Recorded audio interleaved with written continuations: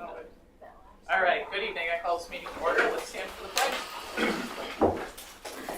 Pledge allegiance to the flag of the United States of America and to the republic for which it stands, one nation, under God, indivisible, with liberty and justice for all.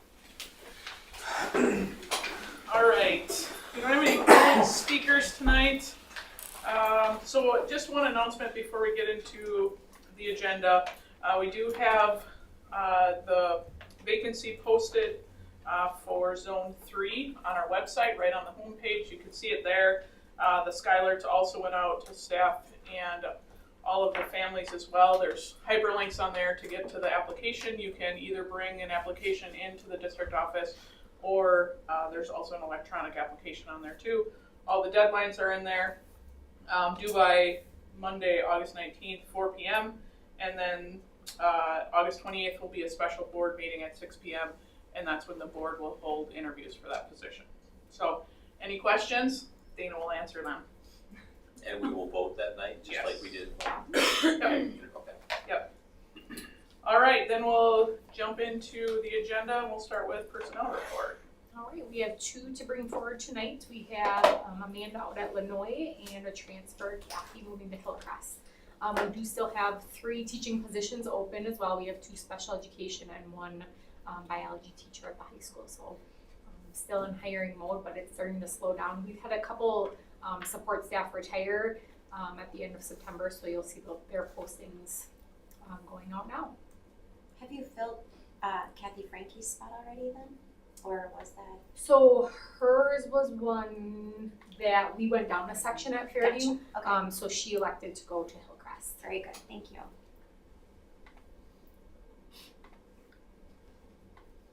All right, we just need a motion on this one. I'll make a motion to approve the personnel report as presented. I'll second. We have a motion and a second. Any other questions? All right, all those in favor? Aye. All those opposed? Motion carried. Thank you. Thank you, Ally. All right, then we're going to jump into professional development.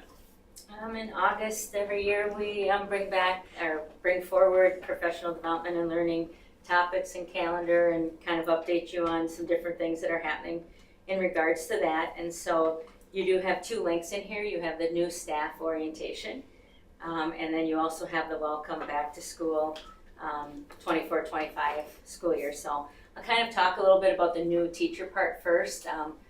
You should have received an invitation that for August 14th.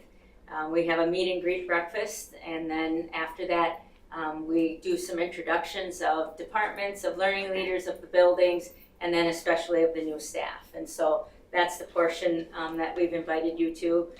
That'll take place 8 to about 9:15. This year everything is in the PCMS commons or auditorium because of summer school and cleaning and being able to get into the other buildings. So hopefully you received that invitation. I believe Heidi is doing the welcome for that one because you weren't able to. So, but others feel free to join us. I also did, and I didn't include this in the memo, but I was thinking probably good to kind of talk a little bit about what we do with our new teachers besides even these 2 days that you can see the agenda for. And what happens in that agenda, but we have a very strong mentoring program. So we have about 35 mentors who work with, this year, right now it's 23 new people, including the positions that are still out there. But they also work with year 2 and year 3 teachers. So in the state of Wisconsin and across the nation, the statistics are, because we just actually, in our mentor training this last week, the steering committee shared the data. 50% of teachers in their first 5 years will leave the education profession. So we've been applying for a grant called the Peer Review Mentoring Grant, and we've been fortunate to get it probably for 7 or 8 years now. And one of the stipulations is that you have to be in a consortium in order to do that. So Seymour has been our partner probably for 5 or 6 years.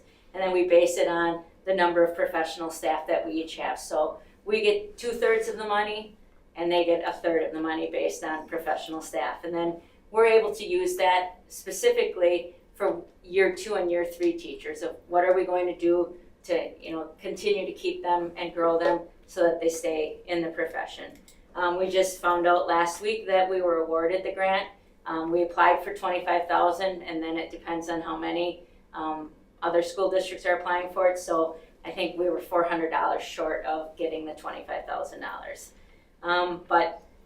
So part of that is that your mentors have to be trained. So we have an amazing steering committee of 6 or 7 teachers that are part of that steering committee. So they plan most of what happens with our mentors, and that took place just this Monday. And then throughout the year, they come together 3 times for mentor collaboration meetings. A lot of times it's to review and check in how things are going, ask questions of other mentors like, how do you handle this? You know, have you encountered this situation? What's coming up that we should be doing with them? And then we also do some professional development with them on quality mentoring. And we did include, and in your, I think today Dana added it in box, so you can kind of see all of the mentor responsibilities, and it's laid out by each month. And so I thought that'd be nice for you to be able to see, because we haven't shared that in the past. The other thing that she added in is we also every month have an hour and a half, and sometimes it falls on the board meeting night, so you probably, when you're coming in, you notice that teachers are leaving. So various sessions, like in August or in September, we'll focus on educator effectiveness, because that's the evaluation growth model that they're under. So we get them familiar with all the forms that they have to fill out and so forth. And then October is parent-teacher conferences. So 2 of our principals plus a panel of our mentors will come in and help our new teachers to be prepared for that. And then there's something on instructional planning. There's strength finders, if you've ever done the Gallup poll strength finders. 2 of our principals will lead that, or 2 APs. And you'll just see a variety of sessions that our mentors come together in October, or it's April actually, and they look at our whole program, and then they decide what we'll keep, what we will not do, what worked really well. They look at all of our survey results and put that program together. So just wanted to share that, even though it's not in the memo, that a lot of professional development and learning takes place for them. And then our year 2 and year 3, and I think you guys are going to do a shadow a student this year, and that's something that we've done with other staff members, not just our new staff. And then our administrators probably every other year will spend a time or 2 going out to shadow a student, and that's been really well received. And then we also do like an Ed Camp, World Cafe style of topics that our year 2 teachers are interested in.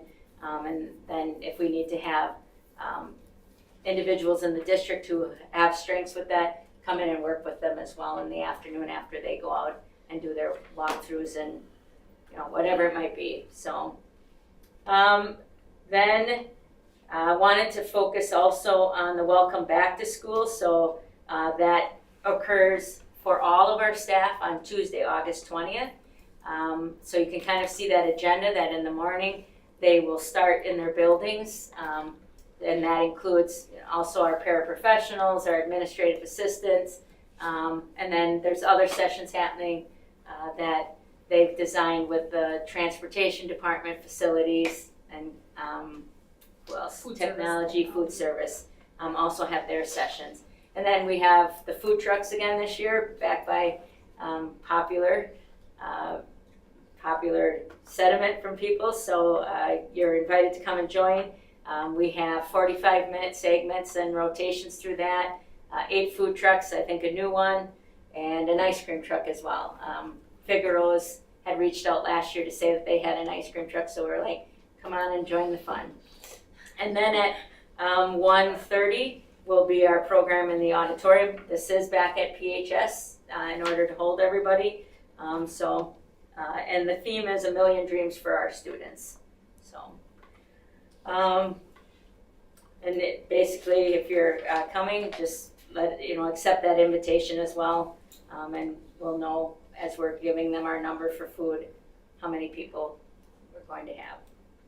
And then just kind of how that calendar comes together of professional development and learning. Every year in March and April, we bring a committee of people together, and we try to ensure that it has representation from elementary, middle, high school, as well as different areas. So classroom teachers, specialists, special ed, counselors, our LSTs and our student centered coaches who do a lot of professional development with teachers, our DLS and LMSs, and then administrative reps, our reading specialists, and so forth. So you can see that group of individuals that served on this year's committee this last spring. And basically, sometimes we will send out a survey. That has happened every other year for sure, sometimes every year. This year, the committee opted not to because school perceptions was going out in April, and that's always when that survey has ran. And so they felt like we wouldn't get good results if two of them were out there at the same time. But what they did do is they went back and they did a presentation in each of their buildings to also get feedback and kind of talk about the themes from the last survey and if those were still themes of what people wanted professional development on. And then we come back and we build the big rocks that happen on each of these days. So you can kind of see by the topics of what it looks like on August 20th. And then our professional staff, our certified staff stay August 21st through the 23rd. One of the things that came out in surveys and in these meetings is that they wanted their trainings as much as possible to be on these professional development days. And elementary will have some heavy lifting. Not going to lie, because they have their Act 20 training. Some of our grade levels opted to do 2 science kits rather than 1 like the others. And they felt like that was the best options for them to do those 2 kits. So they'll have an additional training in grades 1 and 5. And then we also have our purposeful people that will occur as well. So they have 2 days of very heavy lifting plus open house. So we are doing some flexing of time on that Friday afternoon for 2 hours because of just that heavy schedule. And then you can kind of see September really didn't change a lot. It's where our building levels come together and really focus on a building level data retreat on 3D vision. And then in the afternoon, in order to do their educator effectiveness, and they're always very appreciative of this because some of them who have spouses who teach in other districts say that this doesn't happen, but we give them that opportunity that afternoon to go wherever they need to with their teams or individually to do their goal setting, and they're called professional practice goals and their SLOs. And then you can see in October, kind of what that work is. There's work focused on our professional learning communities where they come together as collaboration teams, either grade level or content areas. There's always that focus on learning, on building collaborative cultures and focus on results. One thing that rose to the top on last year's survey, and the staff also asked for this year, was always to have a theme of student engagement coming across all of our professional development.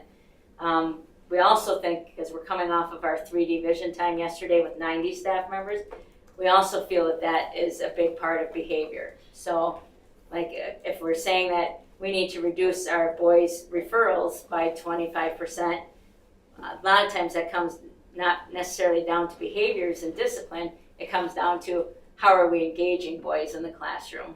Or, and I'm sure you've seen this graph that shows that as kids move through school, their love for school, their joy of learning decreases. And then it starts to bounce back 11th and 12th grade, but it sinks all the way to a low that 1/3 of our students don't feel engaged in school when they're usually middle school and early high school. And so it's just looking at what are strategies and tools that we can do for engagement of kids. So that is a theme. It might sometimes just be a little article or snippet to get people around having conversations. It might be strategies. So a definite big theme. January is always the middle of the year, so we provide time for staff members to get ready for the second semester, to do their records day, give them time with their EE as well, and then some building level work that they can do within their professional learning communities right within their building. February is our all staff professional development, so this is all 600 people coming back together. It usually always has a theme of social emotional learning, mental health, poverty, equity, culture, those types of things that we've been working on for years, and so usually the sessions, there's breakout sessions, and then in the afternoon, there's usually other work that happens within their buildings or across the district as grade levels. 2 new things this year, and it's more based on what happened with the school calendar because of construction, and ensuring that we had 178 contracted days, student contact days, so forth. There'll be 2 professional development and learning work days, and we're not planning anything specific on those days. So no meetings, no trainings, but an opportunity for the teachers within their buildings to have that collaboration team time and classroom work time. And then same as in the past, we have the Apple Core Day and the self-directed PD Flex Days. So Amy has probably been here before, and she's talked about all of the different offerings that they do for Apple Core regarding the 4 C's, so critical thinking, creativity, communication, and collaboration, content consumption, all of those things. So if people take those classes, and some of them are self-created, because that's one thing that we really want to focus on in both of these, is that there's choice in their learning. So if they do this, they don't need to be here on April 21st for that Apple Core Day. And I would say we're probably at a point where only 75 people usually attend this, and some years it's been lower than that. And then June 2nd is also Flex Day, so this is another one of those. They can pick anything that they want to learn about that helps to impact student learning in their classroom. So some staff members get together and they say, we really wanted to read this book. We're going to do this book together and learn together and then implement it. So we've had buildings who have done whole book studies, and as a team, they've decided to do it, and we've done no direction of it, but they all came together and that's what they wanted to focus on. But it doesn't have to be that either. It can be webinars, it can be different things that are of interest to them. There's a whole list that this committee has developed over the years. It probably has 50 things on it that they could focus on, just ideas, and then they pick the topics. This year, and we're into our first day of the Behavior Solutions Academy, this year, just like we did when we had the PLC at Work Live Institute here in the district, if they chose to attend this, they can flex both of those days. And so this will cover that time for them because they're spending 2 days. So again, an opportunity that if I'm interested in behavior solutions and coming together with my building team, and what do we have, about 150 of our own staff there, taking advantage of it. So that's almost half of our professional staff that they're done, and we're tired. We're coming off of 2 long days, 1 more long day, but a lot of energy in those rooms and when they do their breakout session. So that is kind of our professional development calendar that's built by that team that gets input from their buildings and brings it back for that committee to really dig into and plan. So I have a couple of questions. Going back to the mentor program, I love that program. So in our survey, some of the data was that maybe we don't do a great job involving everybody. So how are those mentors selected, and do we mix that up? Like, how do we keep people engaged and make sure they know that that's an opportunity? It looks like it's a paid, right? That the grant pays them some extra money. So how do we handle the selection? So year 1 is paid out of our budget. Year 2 and 3 come from the grant. So like this year, we're adding on 4 new mentors. And generally it's based also on their field. So say if there's a new EL teacher, and we haven't had an EL person before be a mentor, then we approach them to say, would you be interested in mentoring? And 2 of them actually stepped forward this year and said, I'd really like to mentor. And so even though we only needed 1 of them, we said, why don't you both come to the training?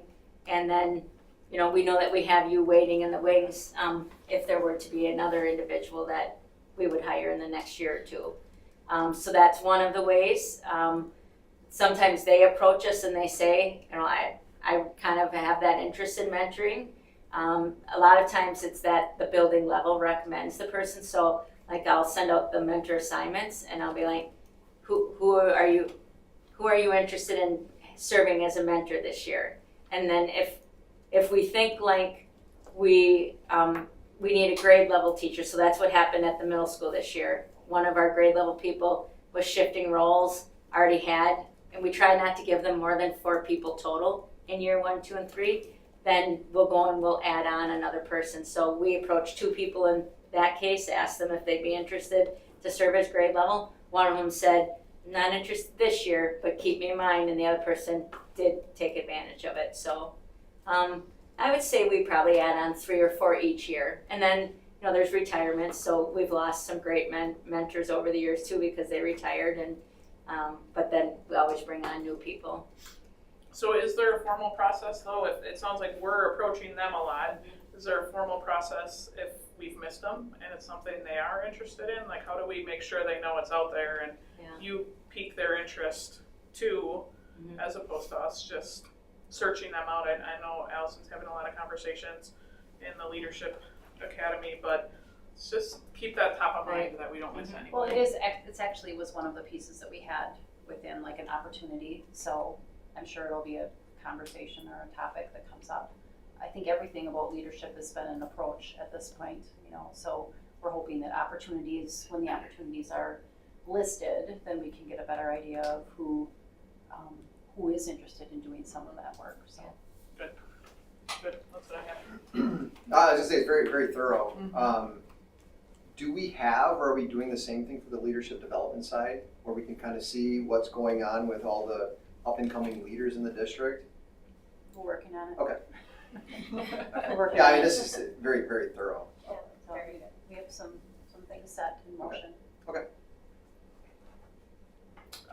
You were interested, you see it on there now? Purposeful People, August 21 to 23, would that be in here? Yep, That'd be in this room. Can you just get him when it will be? I'm assuming there's multiple sessions that he can pop in for a while and something he was interested in learning about, making sure he knows what's in there. Yeah, I would reach out to Student Services. They're kind of in charge of that one. Julie? Or Laura, I see Laura Laura's already. kind of too. been, She was on that email. Yeah, So- we can get you information. Sure. So with the training, like, we're bringing people in to talk, right, during some of this?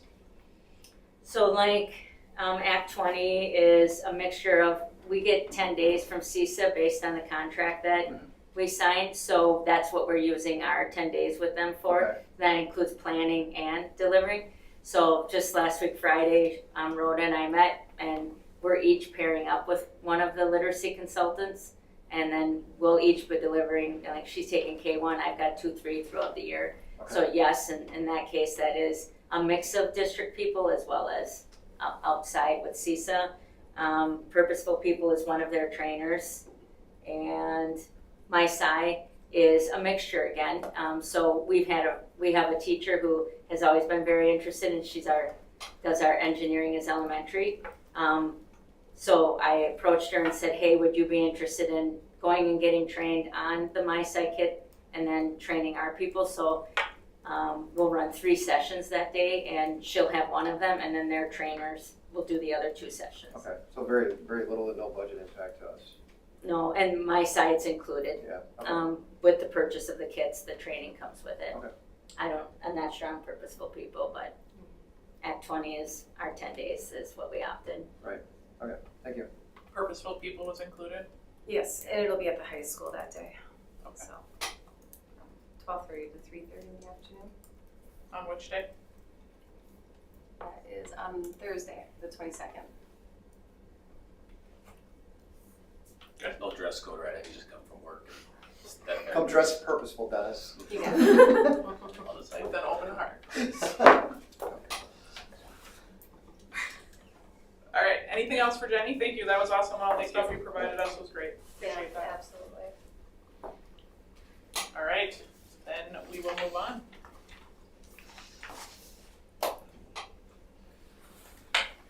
All right, so overview of the budget is kind of what we're tasked with doing. This is a good timing because we are, next month will be our annual meeting. So really, you're gonna see the budget a lot because at the board meeting, I'll be bringing the budget for publication for approval. So we have our initial budget approved, now we're going to approve it for publication, and then it'll go to the annual meeting. So just kind of going into more details. All right, right, so I'm gonna talk about, why we do things the way we do. A lot of it is, guidance from DPI. We'll go over coding, but more importantly, how the district is funded, where our money comes from, how it's spent, where it goes. I'll go through all the different funds we have, talk a little bit about debt and how it plays into long-term planning, and then hopefully I'll give you more information about the tax levy than you'll ever want to know. So these slides are from DPI. So Wolfare is our accounting system. It's a chart of accounts that we have to use. So anything that comes to the board for approval, it's dictated by DPI. I don't come up with accounts or sequences that we use. Even how we publish a budget is all state statute. And why they have a required structure, a lot of things rely on it. How you're aided, how things get reported, how things are audited. Touching on those, and then the state pulls all that up, and then also from a federal level, making sure that you're in compliance. A lot of times you hear, we receive summaries, where's the detail? Rolling up in accounts is kind of how things are structured. So this is just a good example of, at an elementary level, we may have categories for English, algebra, your economics classes. They all kind of roll up, so you can see they'll fall into an English category, then they'll fall into a curriculum category, and then they'll fall into instruction. So you have instruction, you have support, and that kind of structure goes on throughout. Why we have account roll-ups on the expense side, we have about 2,600 different budget accounts. So it's a lot to manage on an individual level. A little bit more on coding. So when you talk about sources and objects, so sources is used for revenue. So again, these are dictated by the state. They break it down to, on the revenue side, your local source is your tax dollar. Then you have state sources, aid, federal aid. They break it all down. On the expense side, it falls into categories of salaries and benefits, items you purchase, equipment, capital equipment, debt categories, separate from insurance. So again, that's just kind of all general accounting structure. So what happens when all that comes together? When we look at a budget, we're able to tell, what fund, what's the purpose of it, where it is, what it was, function of why that item was purchased. Is it physical therapy would be one, right? So you can pull it. And then projects, so when Jenny talked about grants, so that we're tracking it. So when they spend money on, when we pay a peer mentor, that it's being categorized to that grant. Can I ask a quick question, Mark? Yeah. So on the grant stuff, do we have to, so if we get the $25,000, whatever it is, do we have to provide reporting back as to how we spent that money? Is that a requirement? Yeah. So there's very few grants that do not require some reporting Okay. function. Most, if they're a DPI, is a report of, account ledger and a summary. Mhm. So, and then, any of those can be audited at any time to provide further detail.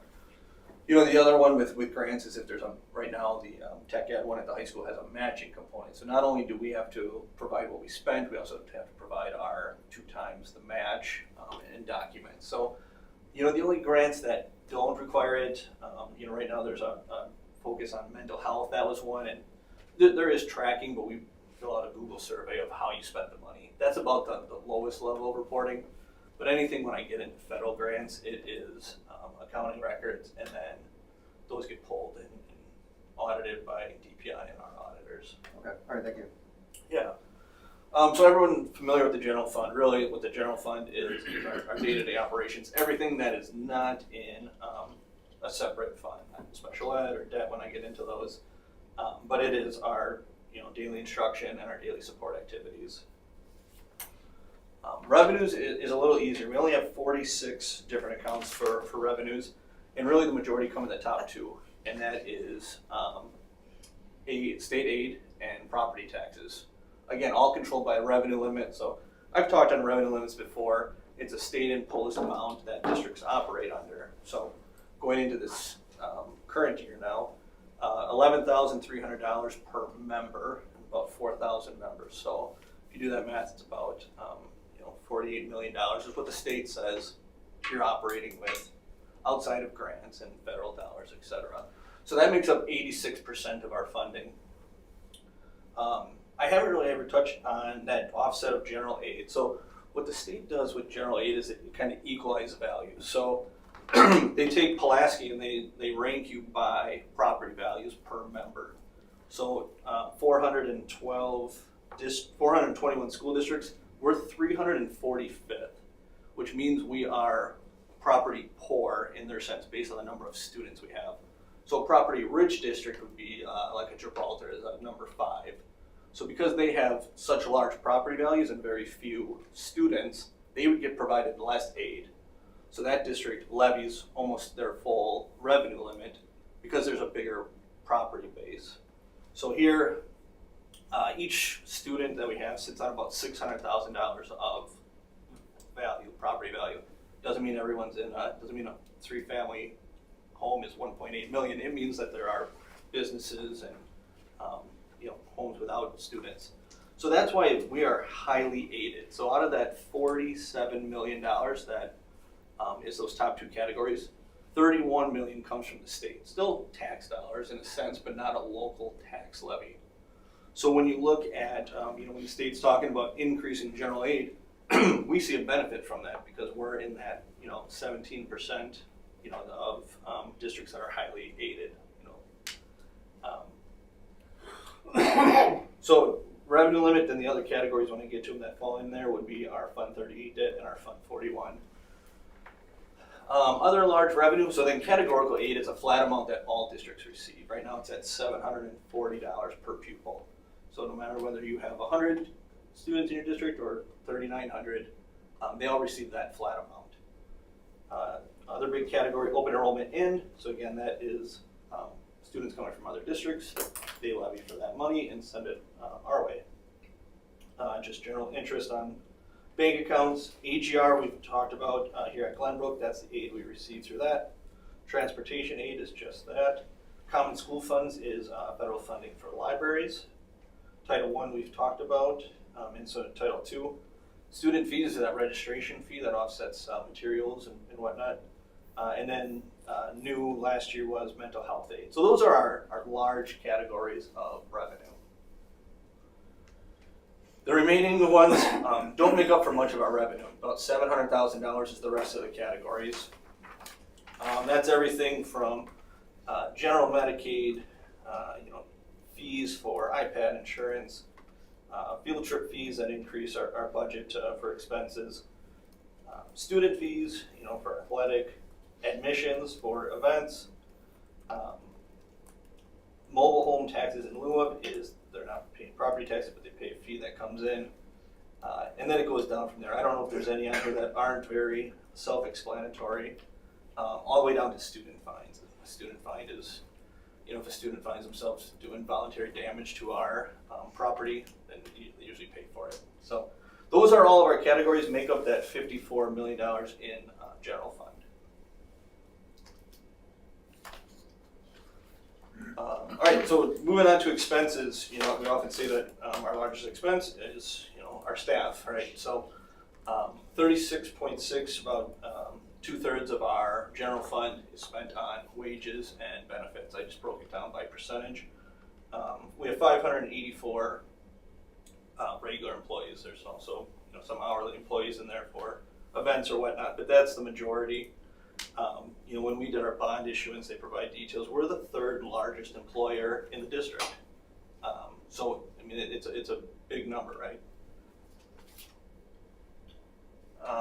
So outside of that, same as with revenue, there are 10, 11 big categories that take up the next $17 million of that budget. I'll talk about special ed, but again, there's a portion of special ed that's funded by the general fund. So end of the year, to balance out special ed, there's a transfer from Fund 10. So general fund pays this year budgeted at $6 million. Open enrollment out is the opposite. It's our students attending a different district. We levy for that money, but it's an expense to us. Along the same lines, there's the voucher program and the charter program. So again, the Wisconsin voucher program and charter program, we're providing an exemption so that we can levy for that funds. It comes off of our revenue limit, so it doesn't impact our ability to spend money, but we do have to send that money as an expense to the state then. So it's a wash on our books, but it is one of our largest expenses. If there's a large curriculum purchase that we have budgeted, We touched on Field of Dreams in June. That would be a new expense this year that we haven't had in prior years. And then you just have some common ones, our Apple lease payment, our gasoline for buses and vehicles. 4K partnered sites, if you're not familiar, we have 3 sites that we contract that our students attend. We provide a portion of what we levy for to them to operate those. And then just, our workers' comp insurance is a large amount. So you take out those 11 plus our staffing, and then we're really down to 4.7 million, which seems like a lot of money, but that's to run all our buildings and departments. So each building receives an allocation for their general supplies. Again, this does not cover staffing in these, that's already taken care of or taken out. Like our elementaries will receive based on number of students attending between $91 and $100. Our middle school receives $138 per pupil, and our high school $183. The step up because as you get older, it's more expensive to educate a student. Outside of those allocations, we handle things as a group or as one-off. So at one point, the elementaries came and said we have to purchase workbooks. That was never in our allocation, so we address it as needed. We bumped it to $3 or $4 that they needed per student. And then on individual, one that I can think of is Sunnyside, when they were doing remodeling, had a bunch of their storage kind of tossed because it was not in good shape. They said, we need $7,000. That's not in our budget. We're not going to take it out of paper or playground equipment. So then we work as a district to find that for them. So, quick question. So back on the previous slide, I know we talked briefly about it before, the open enrollment stuff. So we're about $1 million upside down on that. And I know you guys have, but is there more we can do to understand? And I know there's various factors of why kids are open enrolling elsewhere, but to try to close that $1 million gap somehow. Sure.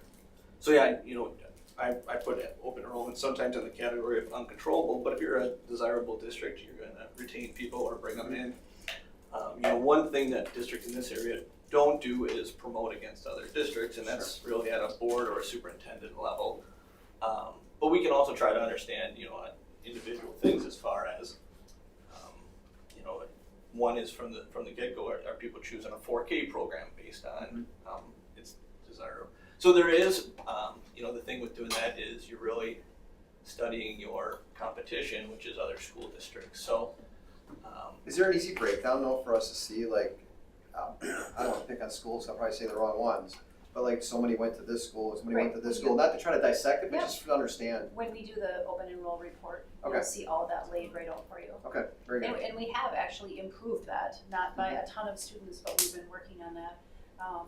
And it is, Mark is exactly right, it is about looking at your competitors. Sure. And when we have explored some of the pieces at our competitors, it has been either workplace, where they started, they chose the 4K programming because it was a better location. It was, I know daycare kind of has a bad taste in everyone's mouth here, but that was one of the pieces that really did influence families to not, start here, just because there was either an on-site care program or it was closer to their workplace, and then that district was much closer to their workplace. Okay. So those were like the biggest factors that when we did kind of take a look at, but we can look at it again, and Okay. we dissect those numbers every year when they come out. We're looking at them and trying to make some determinations as to why kids are coming and going. Okay. And you'll see that sometimes it's just kind of a wash, it's kind of the evens, but we also understand the impact. Right. We're aware of it. But it's not always clear, right? Like, we don't have perfect numbers if it's not a public school. Correct. Can you speak to that a little bit more? Yeah, so open enrollment is all public attendance. Voucher program is getting better at reporting. I don't know if we get it by grade level, but we would get the number of where they were attending for voucher. But open enrollment, everyone, as soon as one of our residents applies somewhere else, they have to it's formally documented, so we're aware of that. So we would know all that. We wouldn't know necessarily the reason why, but open enrollment, we're provided names and everything. It's always interesting that the open enrollment requirements are different than voucher. We're not required we don't receive the same information, same reporting at that level. So it's actually those two numbers together though that students have left, so 3.3 million. And then the school voucher program is 821. So Correct, those- yeah, and remember this year, Bigger. the voucher amount is higher than open enrollment Yep. actually, so that actually is less students, but more of a dollar amount. But when you and I spoke, I just for everybody's benefit, and I make sure I listened to you correctly, the voucher only applies at a certain income level, correct? Sure. Right, Yes. okay.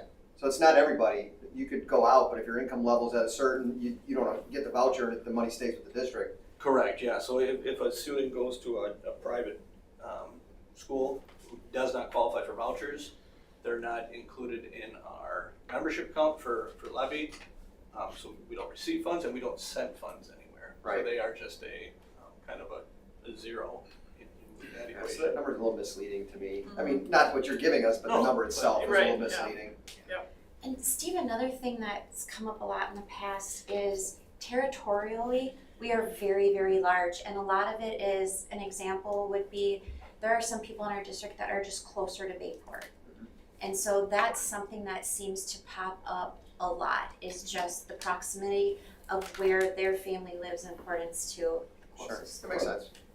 And I think during the time when we were, when I think back on our survey that we did through the referendum, when we were looking at, why do you bring your kids here and what would be something that you would wanna see, we saw that pocket of, we wish you had this, and we would, and a lot of it was wrapped around athletics, or a really highly specialized program that they were interested in, and we don't offer that. So, and it would be, not advantageous to bring on a highly specialized program for 5 to 10 kids, so you have to find that balance, but that was another thing that was kind of filtered out through that survey as well, if I'm remembering correctly.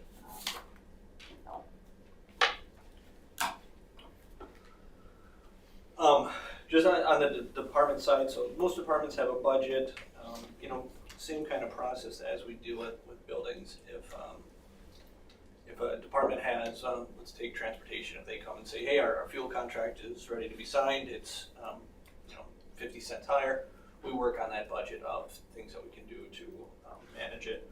Some things in that general category that we can't really, we can always manage our liability insurance a little bit, but there are some in there that just are what they are, right? Our utilities, et cetera. So that's kind of the breakdown of the remaining funds in our general budget.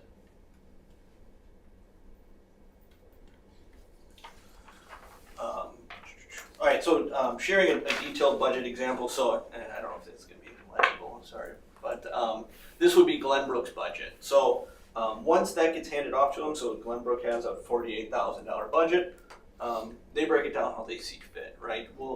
I'll step in if they need assistance or if they aren't sure, where they should be budgeting. But I went through in that notes section and just said, really, this is what a school budget looks like. You have general supplies, building supplies, I picked out some of that. You have your standard stuff, your copier paper, they buy some whiteboards, and then each class, they'll decide at a grade level what their budget is, and that's for classroom supplies. And then you have your specialty, you have your art, your music, guidance, VIED, any educational media, everything down to they have to pay CISA for a movie license if they're going to show movies to groups.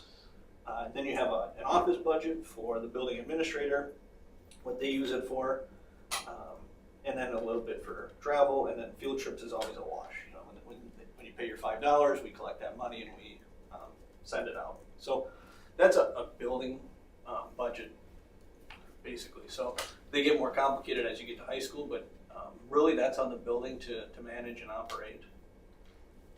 So is it generally the principal that's dealing with this? Yeah, yep, and they'll work with their team to make sure.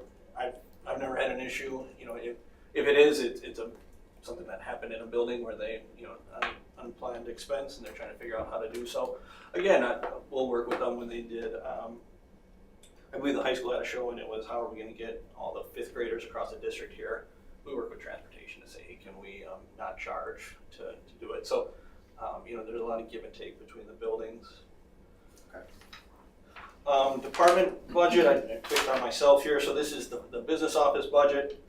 We're actually a larger budget than Glenbrook, which is, not really what you want to see in administration, but when you go through the budget, there's really not much we can avoid. So we have, we have evaluations, we have skyward cost, everything that a normal office would have, shredding cost. If we're going to print an annual meeting booklet, I have on there. General office supplies, I cover the cost of time clocks for hourly people, banking fees, fees to offer Flex and Cobra. We have to do a fixed inventory appraisal every year. We have copier usage.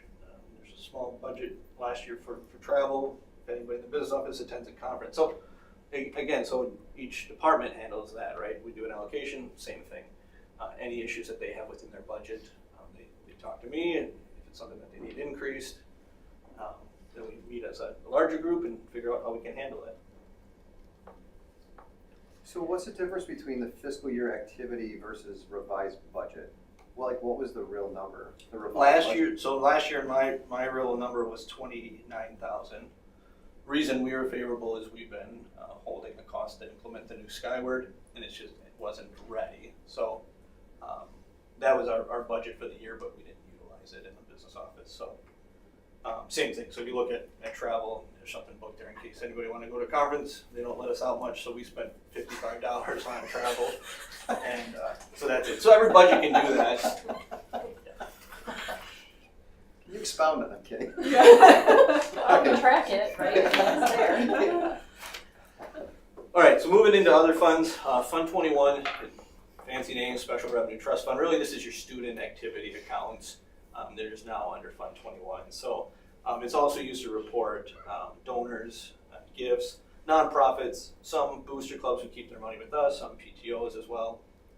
Here, the majority is your music, your band, your athletic clubs, and then your individual student groups. Seems like it wouldn't be that much, but there's a lot of money that runs to that account. $750,000 last year, and then they're able to keep a fund balance. So that's your music boosters saving up for a Pasadena trip would have money. It's up to them how to spend it, but they do have to meet our accounting regulations and auditing. So honestly, most entities, if they're going to get in trouble with financials, historically has been in student activities, your $3,000 from a fundraiser, making sure that it's accounted for. We do a great job with that, working with when a new account is set up, it has to go to Ally for approval, and then we do a little bit of training of, hey, here's some good practices if you're going to be handling cash or what vendors to use, etc., so that they run everything appropriately. Fund 29 is a small fund for other special projects. We use it for Title VI, Indian Education Grant. So that's the same thing. We report out the grant, about $30,000 covers some salary and some supplies. Moving into a larger one, so special ed. Special ed is what it is. Everything special ed related runs through Fund 27. Fund 27 has a project for everything. So at the state level, there's aidable and not aidable expenses. You'll see in a second, the majority is all aidable. An example of something that's not aidable would be we're paying CISA for a service and they're claiming the aid. So we would code it so that the state knows, do not give us aid. Again, that special ed aid is about that 31%. So state funds it that way. And then you have large federal dollars running through special ed. Maintenance of effort, real quick, is basically a difficult way of saying that you have to upkeep spending. You can't use federal funds to offset cost of regular education. So every year, unless you have a reason, your special ed population decreases or pandemic or something like that, you have to upkeep spending. So that's something that we're always monitoring. So the special ed budget, I kind of broke it down two ways.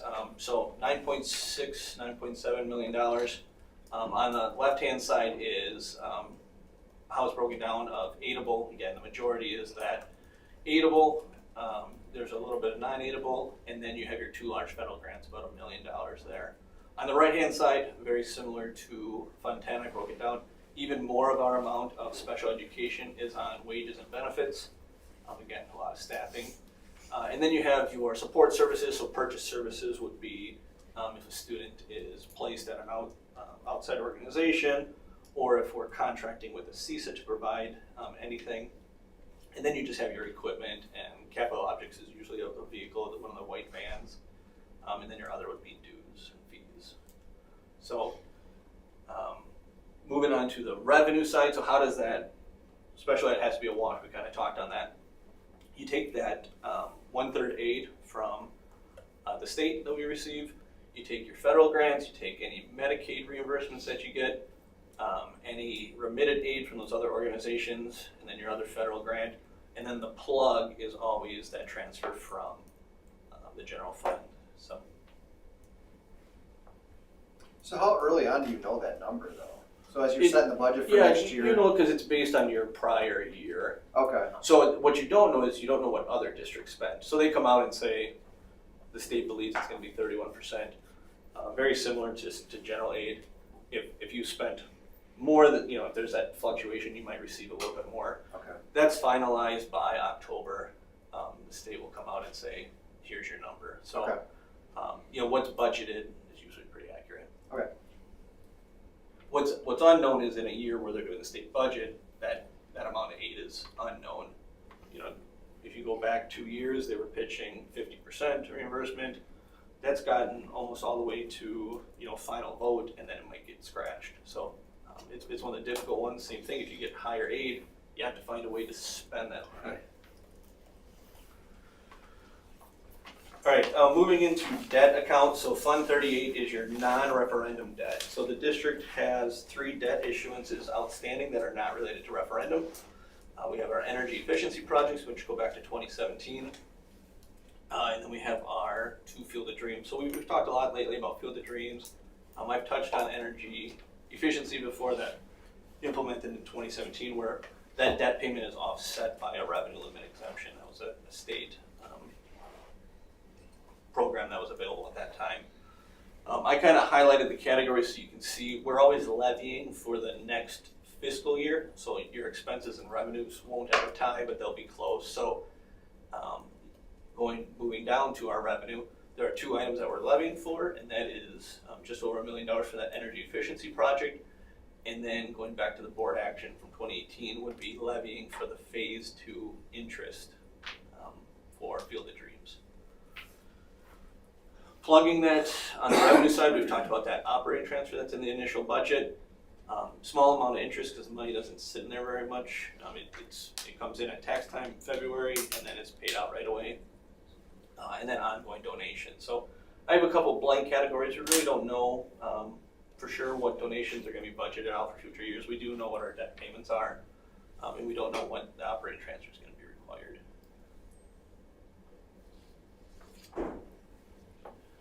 The other side of the debt service would be referendum approved. So now we're outside of the revenue limit. This fund is used for repayment of that debt issuance. So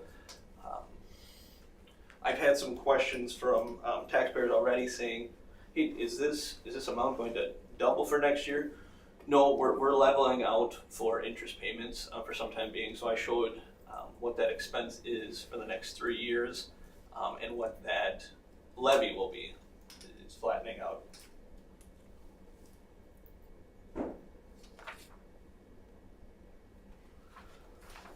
Fund 41 we talked about at time when we were doing compensation approval.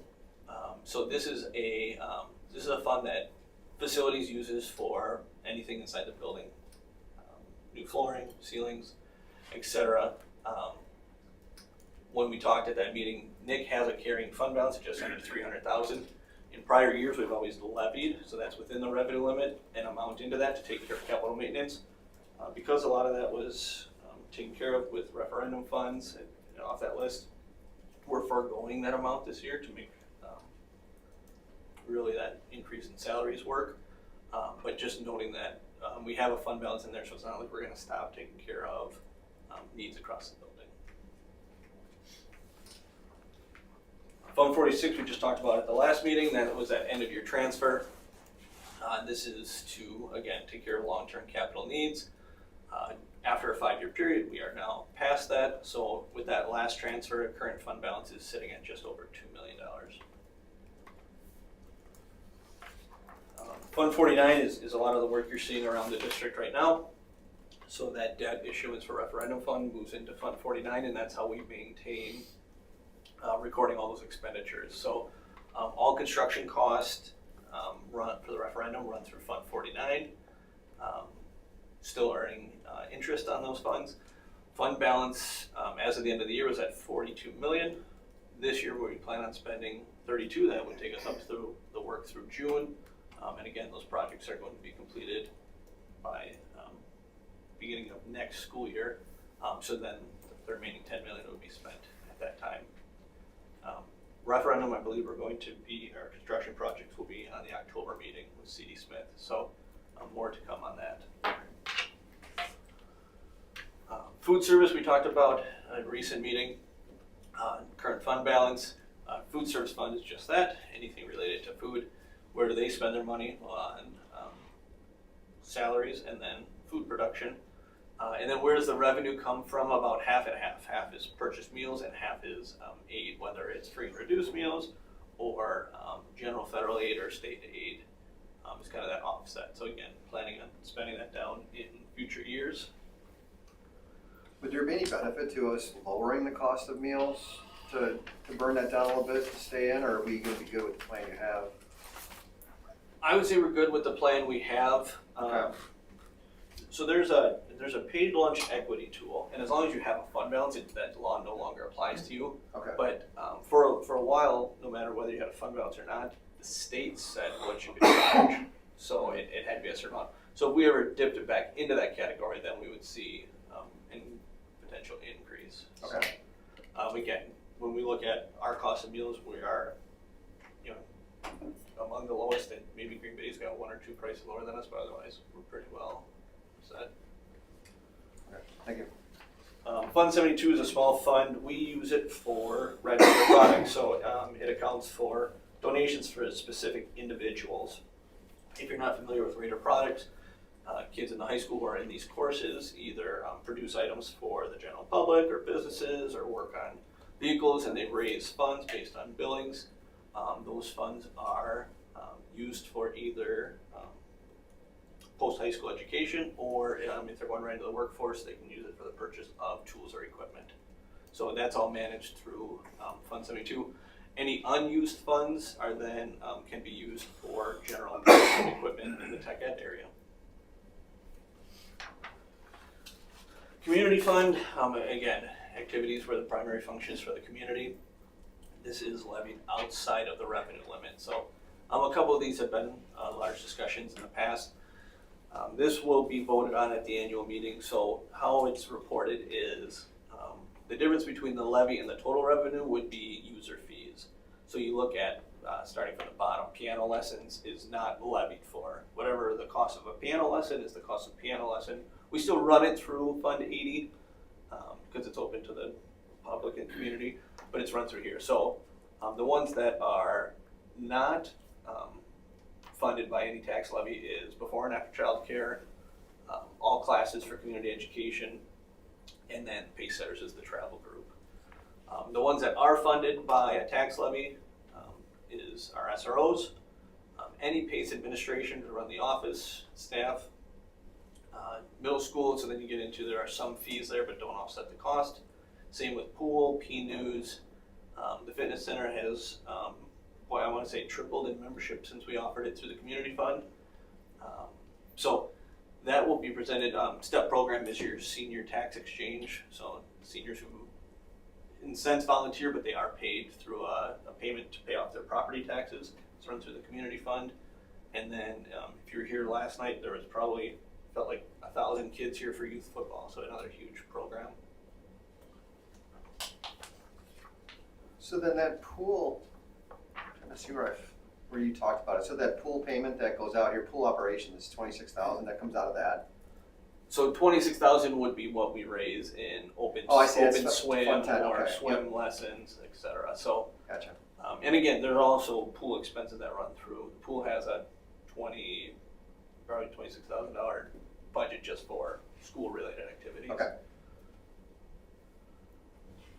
Last fund would be Fund 99. That's just a cooperative fund. We run WIA sanctioned events through there. So we hosted an event, whether it's our students are not. We incur expenses, WIA reimburses us. Sometimes it's more than what we spend, sometimes it's less. That gets transferred or pulled out of Fund 10, but it is tracked that way, separate. So revenue limit worksheet, I know it's impossible to read, but that's again what determines our tax levy. That's available on DPI. They constantly update it. Anything in pink is not settled yet for the year. But again, at the end of the day, you take our membership times the state set amount, and that's what this is calculating. Then you have any exemptions in there for energy efficiency is on there. A revenue limit override, vouchers are in there. So it comes up with that final amount. Really what we're doing is determining an amount of what we're able to set for a max for a tax levy. Property values has been a big one. So I received a call this week where a gentleman in Pittsfield said, hey, I just got my appraisal, 30% increase. Can I expect a 30% increase in my school taxes this year? The short answer is, I don't know. It comes down to equalized value across the district and a lot of other factors. Was your assessment in line with others? You know, if they come through and do an assessment and you're increased 30%, but your neighbors all receive a 50% increase, chances are your school taxes are going to go down. You know, vice versa. If you receive 30% and everyone else's property values only went up 10, your share of equalized value went up. So I provide the definition because a lot of people look at that assessed value. They don't think fair market value matters on your tax bill. I'm going to share an example that shows why it does. One of the hard part is when an assessor comes through, they use that line and say, well, it's not going to impact because everyone's being reassessed. What's happened in the past is that's been said, but again, we represent multiple municipalities, which I'll cover, which isn't always true. This is just this is from DPI. This is a long range of our equalized value and our tax rate. So it goes through, I don't know if you can read on there, last year was a $21 million tax levy versus $2.8 billion of equalized value. That comes to that mill rate of 7.66. So over time, we've stayed right around the state trend. With that recent increase, kind of catching up to where our 5 years prior were. So looking at those numbers, so last year a tax levy set 21.6 million. We apply that to the equalized value. That's what we do. We don't set a mill rate. There's a mill rate that results from it, but at the end of the day, the taxpayers will approve and the board will set an amount.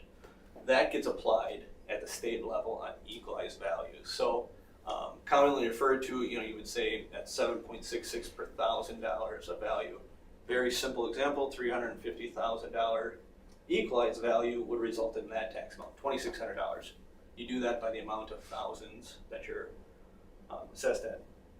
Now what I'll get the question on is, that's what you said, and I look at my tax bill and that's not what happened. And that's true. So I don't know if that's legible either. Here are two examples. I took this property in Pittsfield. It is not the one that called me. I just picked one that was equal. And then I took one in Village of Pulaski from this last year. So these are actual tax bills. Pulaski was assessed at $350,000, Pittsfield just below $350,000. I'm gonna stand up so you can put this. What a lot of people miss is average assessment ratio.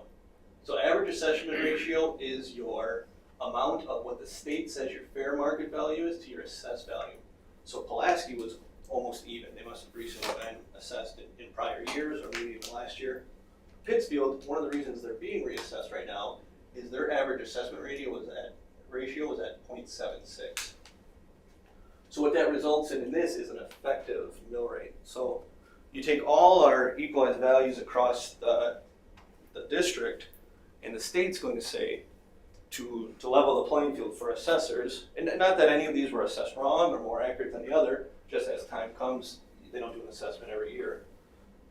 Pittsfield, they said, yep, you're assessed at 348, but the school district's mill rate is going to apply at this ratio because your fair market value. Other things that play into fair market value would be if there's a TID or land that is not taxed, then that individual property needs to pick up that portion.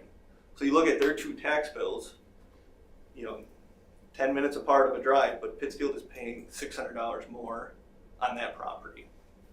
So when I talked to that gentleman, I said, you know, to me, your assessment probably is pretty accurate, because if I look at your average assessment ratio, you're going to be raised to fair market value, which you were really taxed on in prior years.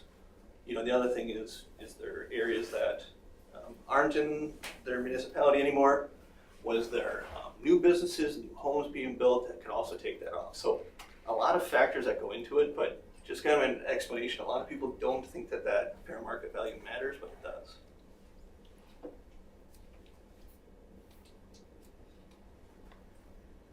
Here is every taxation district. So this is an estimate for next year's tax levy already, breaking down equalized value.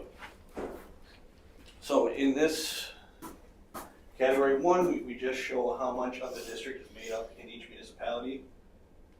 Right now, the Department of Revenue has come out with estimated differences. So district-wide, we're seeing an 8% increase in property values.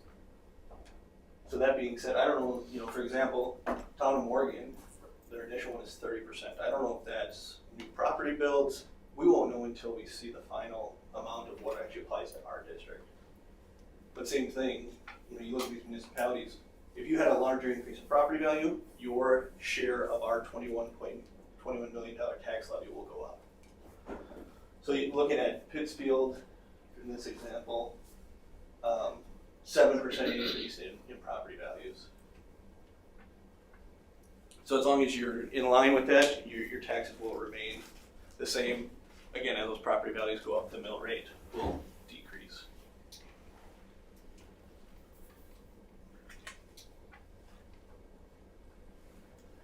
This is on our website. I posted last year. We have something that tries to explain some of the taxation.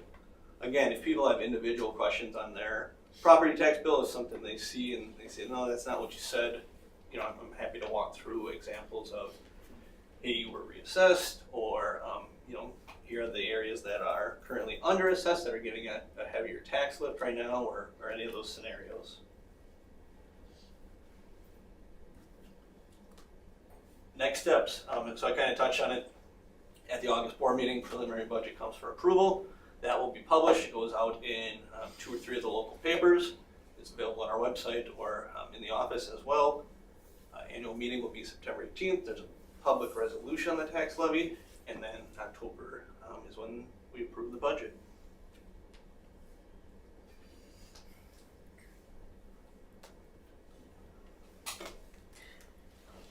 Got that?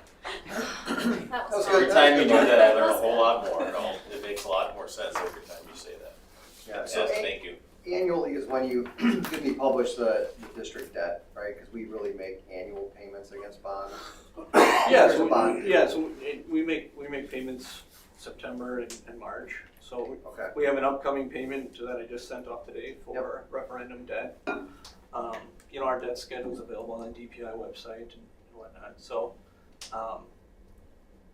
and then anything that changes in debt would come to the board for approval. So if we're going to prepayment of debt, or if we're going to change that debt levy, that's all done in that process.